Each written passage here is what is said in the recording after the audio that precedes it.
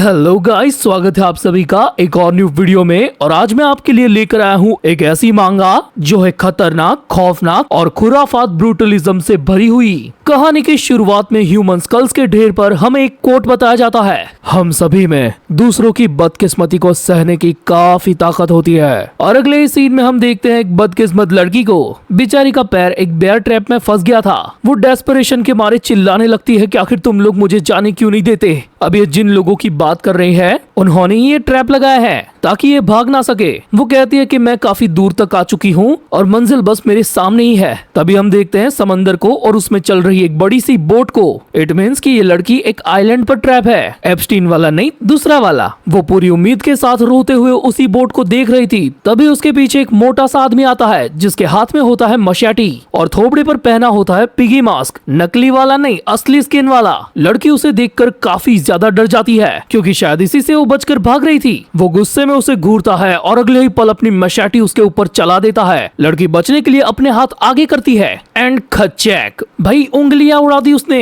वो बेचारी तड़पते हुए, कराहते हुए रो रही थी तो पिगी उसके हाथ को पकड़ के उसे खड़ा कर देता है। डर के मारे वो उससे माफी मांगने लगती है कि प्लीज तुम जो चाहोगे मैं वो करूंगी, मुझे बख्श दो। लेकिन पिगी की फेटिश कुछ अलग ही लेवल की थी। वो अपना मुंह खोलता है और चूसने लगता है उसके हाथों से निकलते खून को, और वो उसे चबाते हुए इतनी जोर से सक करता है कि वो चिल्लाने लगती है। तो उसको शांत करने के लिए वो उसके फेस पर ही मशाटी चला देता है एंड फिर थोड़ी देर के अंदर वो शांत भी हो जाती है और पिगी अपना काम भी करने लगता है। तब उसकी भी नजर पड़ती है वैसी ही एक बोट पर जो इस लौंडिया ने देखी थी। उसका डायरेक्ट ध्यान जाता है बोट पर रहे एक बंदे पर जिसने हुडी पहनी है और वो अपने मोबाइल में कुछ करने में लगा है। और हाँ, यही बंदा है हमारी इस स्टोरी का मेन कैरेक्टर। इसका नाम है ताकिशा, पर हम इसको कहेंगे मजनू भाई। मजनू भाई तुरंत ये सेंस कर लेते हैं कि पीछे आइलैंड की झाड़ियों में से कोई तो मेरे को झांक रेला था। लेकिन वो पिगी इतनी स्पीड में वहाँ से गायब हो गया था कि वो भाई को दिखाई नहीं, क्योंकि वो इस आइलैंड के किसी और ऊंचे स्पॉट पर जाकर इस पूरी बोट पर नजर रख रहा था। इसी के साथ हमें दिखाया जाता है उस पूरे आइलैंड का वाइड व्यू। और अगले सीन में हम ये देखते हैं कि वो बोट जितनी स्पीड में चल रही थी तो उसको फॉलो करते हुए वो पिगी बंदा उस आइलैंड के जंगल से होता हुआ उसकी स्पीड को मैच कर रहा था। एंड सरप्राइजिंगली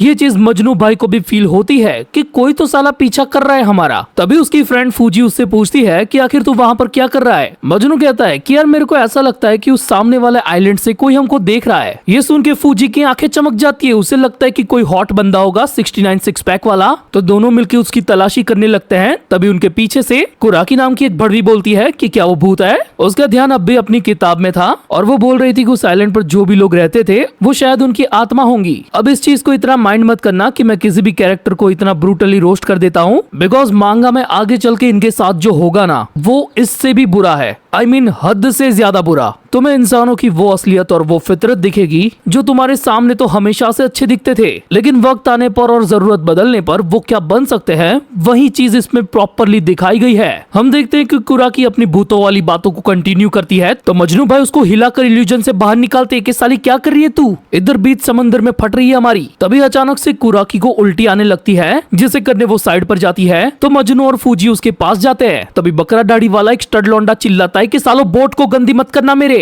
मैं अपने बाप के पास से लाया हूँ ये। इसी के साथ हम देखते हैं 3 और नए कैरेक्टर्स को, फोटोग्राफर लियोन, चड्डी वाली छमिया युहारा और ये स्टड बकरा दाढ़ी जिसको हम कहेंगे बैड बॉय राकेश। क्यों, ये सब आगे पता चलेगा, ठीक है। वेल, अपने जो मजनू भाई है वो पसंद करते हैं युहारा को, लेकिन युहारा का फुहारा बैड बॉय राकेश पर ही टिका रहता है। मोटा मोटी कहे तो ये हमारे वाली ही सिचुएशन है लॉन्डो, नो टेंशन, तुम रिलेट कर पाओगे। वेल, ये सभी रूइंस रिसर्च सोसाइटी से है जो आती है एम यूनिवर्सिटी के अंदर में। और अभी ये लोग पुराने कोरियन गांव के खंडरों की रिसर्च करने आए हैं जो इस आइलैंड के आसपास बसा था। अब फोटोग्राफर लियोन को उस गांव की काफी पुरानी और कूल चीजें दिखती है, वॉच टावर वगैरह। तो वो राकेश से पूछता है कि क्या हम इस आइलैंड पर रुक सकते हैं। बैड बॉय राकेश मुंह पे ही मना कर देता है कि ना ही, नको, इल्ले, तो लियोन उससे हाथ जोड़ के मिन्नतें करने लगता है। ये सारी चीज हमारे मजनू भाई देख रहे थे एंड ब्रो लिटरली थिंक कि मैं किन चूतियों के बीच में फंस गया। वो पढ़ाकू भड़वी उल्टी करी जा रही थी, दूसरी बिकनी वाली उसको समझाई जा रही थी, तीसरी ये दोनों भड़वे अपने ही मतलब की बात कर रहे थे। लेकिन असल में मजनू भाई कोई इधर आना ही नहीं था, वो आए थे क्योंकि उनकी मोहब्बत युहारा यहाँ पर थी। लेकिन खुद से दूरियां और दूसरों की नजदीकियां देखकर वो समझ गया था कि उसके मोहब्बत की मोहब्बत कोई और है। तभी वो जोर से चिल्लाती है कि देखो वहाँ पर पिग्स हैं। एंड लियोन को ऐसा लगता है कि इस भड़वी ने मेरे को पिग बोला। तभी उनके बीच में तू में स्टार्ट हो जाती है, लेकिन तुरंत ही वो क्लियर करती है कि तू नहीं बे, वहाँ पीछे देख, वहाँ आइलैंड पर वो कितने सारे हैं। और ये चीज काफी ज्यादा और थी क्योंकि ये आइलैंड तो काफी टाइम से अबेंडन था। राकेश कहता है कि हो सकता है कि सब कुछ खत्म हो जाने के बाद ये जानवर यहाँ पर रह गए होंगे और इन लोगों ने इस आइलैंड को अडेप्ट कर लिया, बट इनकी रिसर्च के मुताबिक ऐसा होना इम्पॉसिबल है। सो या तो इनकी रिसर्च के अंदर कोई गड़बड़ है या फिर ये आइलैंड की मिस्ट्री कुछ और ही है। तब लियोन अपना बड़ा सा सैटेलाइट फोन निकालता है और उसमें गूगल सर्च करने लगता है किकुजिजिमा आइलैंड का, बट सरप्राइजिंगली वो आइलैंड मैप पर था ही नहीं, जैसे कि वो एग्जिस्ट ही नहीं करता। ये सब फिगर आउट करने की उनकी बातें चल ही रही थी कि हम वहाँ पर जाए या ना जाए। और देखो जरा युहारा को कितनी अंदर चिपकी हुई है। ये सारे लफड़े से मजनू भाई बहुत परेशान हो गए थे, बट सडनली उनकी नजर पड़ती है वहाँ से उठ रहे धुएं पर और वो चिल्लाकर कहते हैं कि देखो वहाँ पर आग लगी है। एंड और भी ज्यादा ध्यान से देखने पर उन्हें लगता है कि वहाँ पर सच में कोई पर्सन या सर्वाइवर फंसा हुआ है। ये बातें फूजी चिल्लाने लगती है तो बैड बॉय राकेश के अंदर का मर्द जाग जाता है। वो कपड़े निकाल के सीधा पानी में छलांग लगा के वहाँ जाने लगता है कि मैं ही बचाएगा उसको क्योंकि मैं असली मर्द है। बोट पर रही तीनों लौंडिया पागल हो जाती है कि वाह क्या लड़का है। और एक तरफ हमारे मजनू भाई जिनको मौशीची गांड जलन हो रही थी। हम देखते हैं कि बैड बॉय राकेश उस आइलैंड के किनारे तक पहुंच चुका था एंड धुएं की वजह से उसे पता ही नहीं चला कि असल में वो पर्सन कौन है। इधर बोट पे उसके लिए फुल चीयरिंग हो रही थी, लेकिन जैसे ही वो उस पर्सन के थोड़ा सा क्लोज जाता है देन ब्रो रियलाइज कि मर्दगी भी फटती है बिड़ू। वो पिगी मैन उसके सामने खड़ा हो गया था एंड उसके हाथ में थी एक निंजा हथौड़ी। एंड फाइनली बोट पर रहे बाकी सब भी उस एंटिटी को पूरे तरीके से देख पाए और अगले ही पल पिगी मैन ने उस हैमर से राकेश के हेड पर एक खतरनाक स्ट्राइक करी जिससे वो वहीं पर तड़पने लगा था। बट पिगी मैन वहीं पर नहीं रुका, उसने और भी ज्यादा मल्टीपल स्ट्राइक कर करके उसे वहीं पर पेल दिया बोट पर रहे उन सभी लोगों की नजरों के सामने। और अब यहीं से इस आइलैंड की पूरी मिस्ट्री, कहानी, सर्वाइवल और थ्रिलर शुरू होता है। अपनी आंखों के सामने ये मंजर देखकर कुराकी को उल्टी आ जाती है। लियोन अंदर ही हगमूत देता है और अपने मजनू भाई को खुद की आंखों पे यकीन ही नहीं होता कि ऐसा कैसे हो सकता है, या कोई मजाक है। युहारा उसे कहती है कि तू हंस कैसे सकता है बे, मेरे निब्बे की कोई उधर ठुकाई कर रहा है, जा सीधा तैर कर उसे बचाने जा। मजनू भी लाइक रियली, जब मेरे को पता है कि वहाँ जाके ठुकाई होनी ही है तो मैं क्यों जाऊँ। पीछे से फूजी भड़वी कहती है कि वो नहीं जाएगा बहन, क्योंकि आफ्टर ऑल राकेश उसका लव राइवल है। मतलब मेरे को ये चीज समझ में नहीं आती कि इतनी इंटेंस सिचुएशन में कोई चांपलूसी या चुगली कैसे कर सकता है। वो बेचारा युहारा को समझाने की कोशिश करता है तो युहारा साली उसे ही लप्पू मजनू बोल के निकल लेती है। उसे तैर कर जाता हुआ देख डेस्परेशन के मारे मजनू भी बोलने लगता है कि साली फूजी भड़वी तू अभी ये सब क्यों बोली। तो फूजी और उसकी फ्रेंड बैटरी उसे उल्टा बोलने लगती है कि तू क्या अपने प्यार को बचाने नहीं जाएगा। वो पलट के देखता है कि साला मैं अकेला मर्द थोड़ी हूँ, लेकिन लियोन भाई ने अपनी टट्टी के साथ साथ स्टीयरिंग भी संभाल लिया था। वो कहता है कि मैं तो हिल ही नहीं सकता भाई। इधर कुराकी और फूजी मिलके मजनू को पुश करे जा रही थी कि तेरे को जाना ही होगा। ओके तो थक हार कर वो जंप लगा देता है और तैरते हुए युहारा के पीछे जाने लगता है। इधर बोट पर वो लोग सैटेलाइट फोन को वापस से ट्राई करते हैं, लेकिन तभी उसकी बैटरी के भी एल लग जाते हैं। पानी से होते हुए मजनू भाई फुल स्पीड में अपनी माशूका की तरफ जा ही रहे थे। तब आइलैंड के नजदीक पहुंचते ही उनको नीचे दिखाई पड़ता है काफी सारा रेडियो एक्टिव न्यूक्लियर वेस्ट और शायद इसी रेडिएशन से इस आइलैंड पे कुछ अनयूजुअल चीजें हुई है। इधर बोट पर बाकी 3 लोग पैनिक कर रहे थे क्योंकि फोन काम नहीं कर रहा था। तभी कुराकी ये नोटिस करती है कि उनकी बोट के नीचे पानी के अंदर और भी कई सारी बोट्स डूबी हुई है। वो ये चीज चिल्लाकर फूजी और लियोन को बताती ही है। तभी उनकी बोट को भी एक बड़ा सा झटका लगता है और वो भी पलट जाती है। इधर मजनू भाई पानी से होते हुए किनारे तक पहुंच चुके थे, लेकिन स्टिल उनके दिमाग में वही न्यूक्लियर वेस्ट वाली बात चल रही थी। लेकिन वो अपने सामने युहारा को पाते ही दौड़ते हुए उसके पास जाता है और उसे पूछने लगता है कि आखिर बैड बॉय राकेश किधर गया। वो कहती है कि मैं जब यहाँ पर पहुंची तो दोनों गायब हो चुके थे, लेकिन तभी उनकी नजर उसी आग पर पड़ती है जो उस पिगी मैन ने जलाई थी। वैसे युहारा की हिम्मत ने थोड़ा बहुत जवाब दे दिया था, लेकिन अपने मजनू भाई अंदर से तो स्टड थे। तो वो उस आग के पास जाकर देखते हैं कि आखिर लोचा क्या है। एंड अजीब सी स्मेल के साथ उसे दिखाई पड़ती है एक जलती हुई डेड बॉडी जो उसी लड़की की है जो वहाँ से भाग रही थी, लेकिन पिगी मैन ने मशेटी मार के उसको चूस लिया। ये देखकर मजनू भाई की और भी ज्यादा फट जाती है। उसे लगता है कि ये बैड बॉय राकेश ही है, लेकिन देन उसे रियलाइज होता है कि नहीं, शायद से उसने ये सारी चीज देख ली, इसीलिए पिगी मैन ने उसको हैमर से पेला था। यानी कि ये लोग भी अभी उस पिगी मैन की रडार में हैं। वो तुरंत ही भागकर युहारा के पास जाता है कि चलो बेबी हमें यहाँ से निकलना होगा, लेकिन बेबी को तो स्टिल बैड बॉय राकेश के बेस पसंद थे। वो उसे समझाता है कि ये हमारे बस का है ही नहीं। उस पिगी मैन ने सच में किसी पर्सन को मारकर जला दिया हमें जल्दी से यहाँ से निकलकर पुलिस को खबर करनी होगी। तभी वो देखता है कि निकलेंगे कैसे, क्योंकि बोट खुद पानी के नीचे निकल चुकी थी। यानी कि ये लोग अब इस आइलैंड पर फंस चुके हैं। दूर से फूजी, कुराकी और वो हग्गू लियोन भी तैरकर वहीं पे आ रहे थे, क्योंकि करंटली इस आइलैंड के अलावा उनके आसपास और कुछ भी नहीं था। तभी हम देखते हैं कि उनके पीछे वाले जंगल से कोई मिस्टीरियस पर्सन उस पिगी मैन के साथ छुपकर उन सभी को देख रहा था। And bad boy Rakesh still piggy man के कंधों पे अधमरा था और पिगी की जो वो मशेटी थी ना, वो इसी बंदे के हाथ में थी। अगले सीन में हम देखते हैं कि बाकी तीनों भी इस आइलैंड पर आ चुके थे और फूजी बके जा रही थी कि मैं यहाँ पे नहीं रुक सकती। हाँ साली, जैसे इन सबको तो यहाँ पर घर बसाने का मन है। लियोन कहता है कि हम कुछ नहीं कर सकते, हमें वेट ही करना होगा। इतने में दुखी आत्मा बैटरी कुराकी की बातें शुरू हो जाती है। कोई हमें बचाने नहीं आएगा, हम यहीं पे खत्म हो जाएंगे। यहाँ पर जितने भी लोग बोट लेकर आए थे वो पहले ही मर चुके हैं और उनकी बोट्स भी डूब चुकी है। शायद यहाँ पर जो भी आता है वो मर कर ही यहाँ से निकल पाता है। और हाँ, कहीं ना कहीं ये बात सच थी, वो मजनू भाई जानते थे। तभी चड्डी वाली युहारा उनके पास आके कहती है कि डार्लिंग डार्लिंग, हम लोगों को मिलके बैड बॉय राकेश को बचाना होगा। लेकिन फूजी और लियोन के बीच में झगड़ा हो गया था कि ये सब साले तेरे फोन की वजह से हुआ, जो पहले तो चल रहा था लेकिन सडनली बंद हो गया। इससे मजनू के दिमाग की बत्ती जलती है और वो कहता है कि फ्रांस, जब हम यहाँ से गुजर रहे थे तो हमने गाँव को देखा था, हो सकता है कि वहाँ कोई रेडियो हो। सो इससे इन लोगों में थोड़ी सी उम्मीद जागती है। पर तभी दुखी आत्मा कुराकी अगेन कहती है वहाँ पर वो पिगी मैन भी हो सकता है।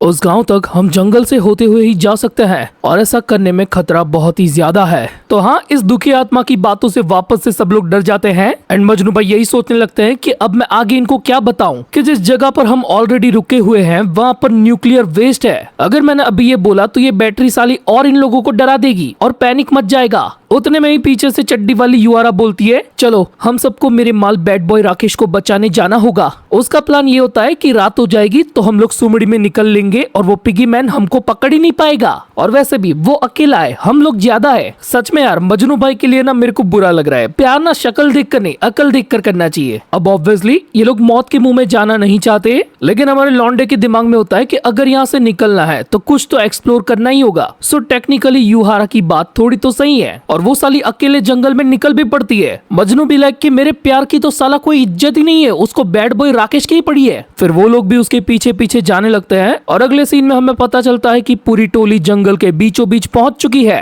तभी लियोन भाई साहब को गुद्दी में खुजली होने लगती है तो वो खुजाते हुए देखते हैं तो उनके हाथ में खून चूसने वाली लीच आ जाती है जो उनके पीछे हर तन बदन में फैली हुई थी। इनफैक्ट उनके पूरे ग्रुप के कपड़ों के अंदर घुस के उनका खून चूस रही थी और उनको पता ही नहीं था। लेकिन चड्डी वाली युहारा doesn't give a fuck about it, वो आगे बढ़ती रहती है और मजनू भाई उसके पीछे उसको प्रोटेक्ट करने के लिए भागते रहते हैं। तभी सडनली दोनों एक खुले ग्राउंड में पहुंच जाते हैं और एक खतरनाक नजारा देखकर चौंक जाते हैं, क्योंकि उस पूरे ग्राउंड में कई सारे क्रॉसेस पर मल्टीपल डेड बॉडीज लटकाई गई थी जिनके फेसेस को कौवे और गिद्ध ने नोच लिया था। ये सब वहाँ पर देखकर इनकी और ज्यादा फट जाती है। लेकिन तभी लियोन कुछ नोटिस करता है। वो कहता है कि इन सारे क्रॉसेस पर क्रिश्चियनिटी के नाम लिखे गए हैं, बोले तो बाइबल वाले, जैसे कि मार्को, जोहान्स, लूका। ओके, ये सब उसे इसीलिए पता था क्योंकि एक फोरम में उसने इसके बारे में सुना था। तो वो बताता है कि इस दुनिया में और कोरिया में क्रिश्चियंस का एक हिडन ग्रुप था एंड वो लोग खत्म ना हो जाए इसी डर से वो लोग एक आइसोलेटेड आइलैंड पर आ गए थे। लेकिन उनको राह दिखाने वाला कोई भी पादरी बचा ही नहीं, सो वो लोग उसी आइलैंड पर रह गए। और फिर एक अर्बन लेजेंड की कहानी में ये कहा गया था कि वो लोग उस आइलैंड से कभी निकले ही नहीं और ना ही कभी दुनिया में वापस दिखे,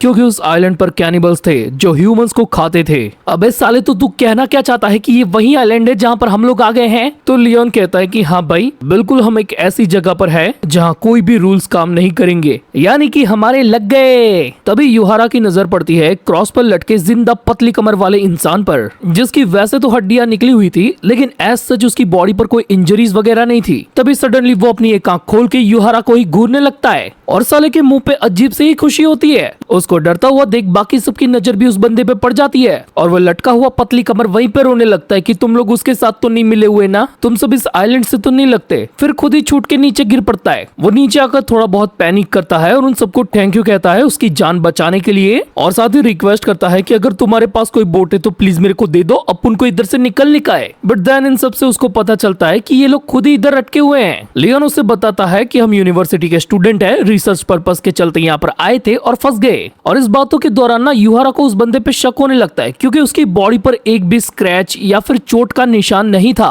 वो पतली कमर वाला बंदा बताता है कि मैंने याकुजा से बहुत उधारी कर ली थी, तो वो लोग मेरे को यहाँ पर ले आए और मेरे जैसे बाकी उधारखोरों के साथ यहीं पे छोड़ दिया। याकुजा का नाम सुन के इनकी और फट जाती है। आगे वो कहता है कि हम जब यहाँ पर आए थे तो तादाद में ज्यादा थे, और जैसे ही याकुजा के बंदे ने हमें यहाँ पर डंप किया तो आइलैंड पर पहुंचते ही हमने देखा कि सूट बूट के अंदर पिगी मॉन्स्टर अपने हाथ में चेनसो लेकर हमारा इंतजार कर रहा था। आओ पधारो मारे घेर। और अगले ही सेकंड वो उस चेनसो को फुल स्पीड पे ऑन करता है और उनकी तरफ भागता हुआ आता है। बाकी सब लोग तो डर के मारे चारों तरफ फैल जाते हैं, लेकिन एक समझदार औरत वहीं पर टिकी रहती है। पिगी मैन उसी के पास आकर उसके सीवलेस को हैंडलेस बना देता है, फिर उसके भेजे की दाद देते हुए उसमें भी एक दे मारता है। लिटरली इस पैनल के अंदर हम देख सकते हैं कि उस मोहतरमा के भेजे के अंदर से कितना सारा ज्ञान बाहर बरस रहा था। पतली कमर आगे बोलता है कि मेरे साथ बाकी लोगों को भी जिंदा पकड़ा था, लेकिन उन लोगों ने भागने की कोशिश की तो उन लोगों को टपका दिया गया। ये आइलैंड याकुजा के लिए एक डिस्पोजेबल प्लेस है, तुम कभी यहाँ से बच के नहीं निकल पाओगे। लियोन कहता है कि क्या पुलिस को इन सब चीजों के बारे में नहीं पता?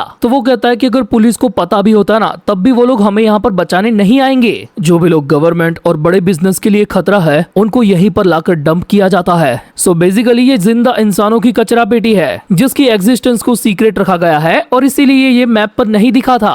और ये सारी बातों से मजनू भाई ये फिगर आउट कर लेते हैं कि इसीलिए इस आइलैंड के पानी के नीचे वो सारा न्यूक्लियर वेस्ट था, सरकार के वो काले राज। युहारा तुरंत ही पतली कमर से पूछती है कि आखिर तू अब तक जिंदा कैसे है? यानी कि वो पिगी मैन एक बारी में किसी को भी नहीं मारता, यहाँ तक कि तेरी बॉडी पर तो थोड़े भी चोटों के निशान नहीं है, यानी कि तू उन सब से अलग है। क्या तू असल में उसका पार्टनर है या फिर तूने कोई गलती की है इसीलिए उसने यहाँ पर तुझे टांग दिया था? वो उन सब से कहता है कि तुम बिल्कुल सही हो, मैं उसका केयरटेकर था। और अगले सीन में हमें दिखाई जाती है बैड बॉय राकेश की ठुकी पिटी शक्ल, जिसको पिगी मैन ने अपने बेस पर उल्टा बांध के लटकाया था, एंड उसके इर्द गिर्द और भी कई सारी डेड बॉडीज थी। तभी सीन वापस से ग्रुप पे शिफ्ट होता है, जब पतली कमर उनको बता रहा था कि वो पिगी मैन जानबूझ के किसी न किसी को ऐसे इंस्टॉलमेंट में मारता है, उसको टॉर्चर करते हुए पूरा मजा लेता है और उसे खत्म करते हुए खाकर एंजॉय भी करता है। एंड दैट्स द रीजन कि याकुजा के लोग यहाँ पर सबको फेंक के जाते हैं, क्योंकि यहाँ पर किसी की हड्डी भी नहीं बचती, सबूत साफ एकदम चकाचक। वेल ये पतली कमर कहता है कि मेरे को उसने इसीलिए नहीं मारा क्योंकि मुझे मार के मिलेगा क्या, मेरी तो ऑलरेडी कमर पतली है और हड्डी निकली हुई है, मुझे खाकर उसका पेट कैसे भरता।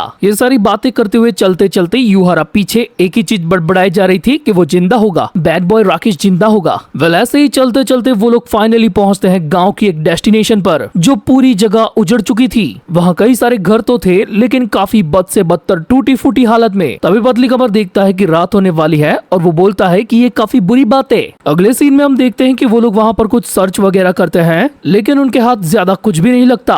वहाँ पर रहे पंप और टेलीफोन जैसी मशीनें काफी टाइम से ही बंद होती है। हमारे मजनू भाई को वैसे भी इस जगह की वाइब अच्छी नहीं लग रही थी, बट उनकी बड़वी माशूका अब भी अपने प्यार बैड बॉय राकेश को ही ढूंढ रही थी। तभी वो नोटिस करता है कि वो पतली कमर वाला बंदा ऊपर घर की छत पर बैठा हुआ इन दोनों को ही देख रहा है एंड काफी क्रीपी तरीके से स्माइल करे जा रहा है। फिर लियोन को वहाँ पर कुछ काम का सामान मिलता है, जिसमें एक मशेटी और कुछ फिशिंग टूल थे, और पता नहीं क्यों मुझे ये मशेटी कहीं तो देखेला लगता है। वेल ये मिलते ही ये लोग डिसाइड कर लेते हैं कि हम लोग वापस से समंदर के पास जाएंगे और मछली पकड़ के खाएंगे। मजनू भी लाइक क्या सच में ये लोग ये करने वाले हैं, क्योंकि उसे तो पता है कि असल में उस पानी के अंदर क्या है, बट स्टिल उसे भी उनके साथ ये सब करना पड़ता है। पर तभी वो देखता है कि उसकी निब्बी युहारा की आंखों में तो गुस्सा था, क्योंकि ये सभी लोग बैड बॉय राकेश को ढूंढने के बजाय अपने ही पेट पूजा के बारे में सोच रहे हैं। तभी लियोन, फुजी और कुराकी एक के बाद एक धड़ाधड़ मछलियां पकड़ते ही जाते हैं और उनको ये सारी एक्टिविटीज करते हुए पतली कमर दूर से निहार रहा था। सडनली हम देखते हैं कि उसके एक हाथ में अजीब से फोड़े उभर आए हैं, और यही सेम चीज उन सारी मछलियों पर भी थी, जो लियोन नोटिस कर लेता है कि यहाँ पर कुछ तो अजीब है। पीछे से मजनू भाई कहते हैं थैंक गॉड अब मेरे को ये खाना नहीं पड़ेगा,